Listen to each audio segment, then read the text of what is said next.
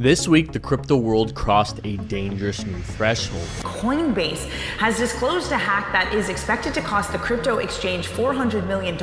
It isn't a huge number, but it's the impact in terms of the brand around Coinbase. A massive cyber attack targeting Coinbase users has led to the theft of over $400 million.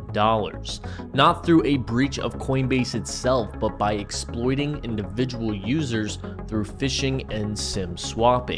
At the same time, in France, a chilling wave of violent kidnappings have emerged, with crypto entrepreneurs being abducted, tortured, and extorted for their digital wealth. These events exposed a brutal truth. The crypto space isn't just vulnerable, it's under siege. And it's time we talk not just about what happened, but who's to blame, what needs to change, and why Coinbase's response to these cyber criminals might be the beginning of a better path forward. On May 13th, reports flooded in from Coinbase users who suddenly lost access to their accounts and holdings. The attackers began with phishing emails that mimicked Coinbase's design, luring victims to fake login portals. From there, they initiated SIM swapping by tricking mobile carriers into transferring victims' phone numbers to new SIM cards. With control of the phone numbers, they intercepted 2FA codes, reset passwords, and quickly emptied wallets. It was swift, coordinated, and devastating. After the attack, several victims were even contacted directly and extorted. The hackers demanded a $20 million ransom from Coinbase, threatening to dox personal details of their users. But in a bold and commendable move, Coinbase CEO Brian Armstrong issued a video statement announcing that Coinbase would not be negotiating with cyber criminals. You heard that right. Coinbase instead offered a $20 million bounty for information leading to the attacker's identification and prosecution. It's the right stance and a critical one. Paying ransoms only fuels more attacks. Rewarding justice sends a far better message. Now, while the criminals are clearly the ones having most of the fingers pointed at them, this attack exposes deep structural vulnerabilities. Mobile carriers once again played an indirect but essential role in enabling the SIM swaps. We've seen this before. T-Mobile, AT&T, and Verizon have been faced with lawsuits from SIM swap victims who lost millions in crypto due to poor identity protocols. Courts have recognized these carriers can be held accountable for gross negligence, and yet it's still happening. Weak links remain in systems that should be airtight. And while Coinbase wasn't directly breached, we have to question whether their systems responded fast enough once accounts were hijacked. Could there have been withdrawal locks, geo alerts, or account freezing mechanisms when a user's number suddenly changes and their wallet was drained within minutes? Come on, guys, I mean, we are ultimately in 2025. It's not just about what went wrong, it's about what could have gone right. And meanwhile, across the Atlantic in France, things have taken a darker turn. Authorities this week are investigating a series of violent kidnappings of crypto entrepreneurs. In cities like Paris, Lyon, and Marseille, individuals were surveilled, abducted, and tortured for their wallet passwords and seed phrases. In one case, a victim's fingers were severed. Another was forced to transfer funds from a cold wallet under duress. These attacks are believed to be the work of organized Eastern European gangs who have grown disturbingly proficient in targeting high-value crypto holders. But here's the critical context. This isn't new. We've been warned. In 2020, Ledger, one of the most trusted names in hardware wallets, suffered a massive data leak.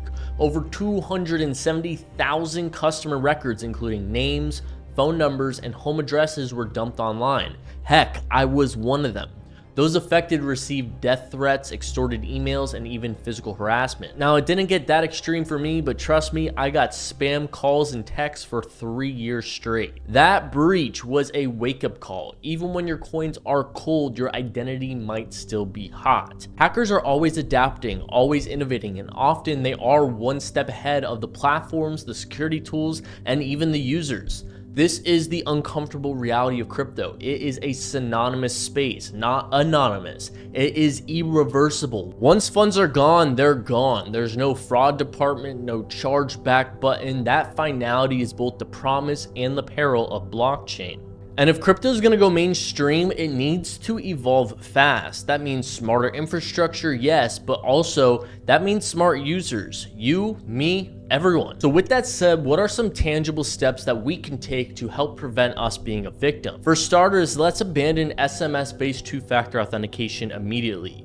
Use app-based authenticators like Google Authenticator, or better yet, get a hardware security key like YubiKey. These are nearly impossible to intercept or phish as it is a physical key. Now, of course, this method isn't the most convenient, but often the most secure options aren't. It's the trade-off you make.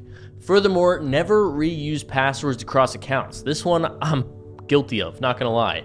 But create a variety of strong passwords for every site and store them securely. I know, again, not the most convenient, but it is the extra hassle that'll prevent you from being a victim. Now, for holding crypto, depending on your circumstances, it's likely best for you to keep your assets off of exchanges. Consider moving your assets to cold storage with hardware wallets. And remember, your seed phrase is sacred. Never store it on your phone, never upload it to the cloud, write it down, stamp it into some metal, and store it in multiple secure offline locations. I know it sounds like overkill, and it probably is until it isn't. Be vigilant about the emails and text messages you receive. This is crucial. Most companies or employees of those companies, especially crypto platforms, will not initiate contact with you via email or text, even calling you. They will not ask you to download something, click a link, or log into your account. If you receive anything like that, assume it's a phishing attempt. Always go directly to the official site or app, and don't let urgency, fear, or curiosity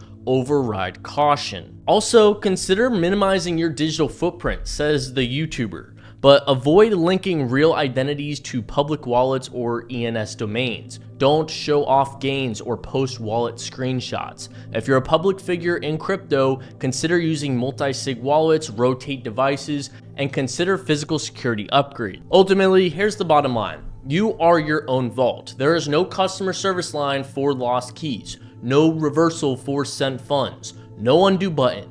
If you want sovereignty, you must embrace responsibility, because in crypto, privacy is protection. But let's give some credit where credit is due. Coinbase made the right call, in my opinion. They didn't cave to cyber criminals. They took a stand. But don't wait for an attack to take yours. This isn't fear-mongering, it's basic survival. If you're in crypto, you're in the crosshairs. But I want to know your thoughts in the comment section below. Are you a victim of phishing attacks? What steps have you taken to prevent yourself from being a victim? Did I miss any that we talked about in this video? Let me know in the comment section below. And until then, stay private, stay alert, and don't just hodl, harden.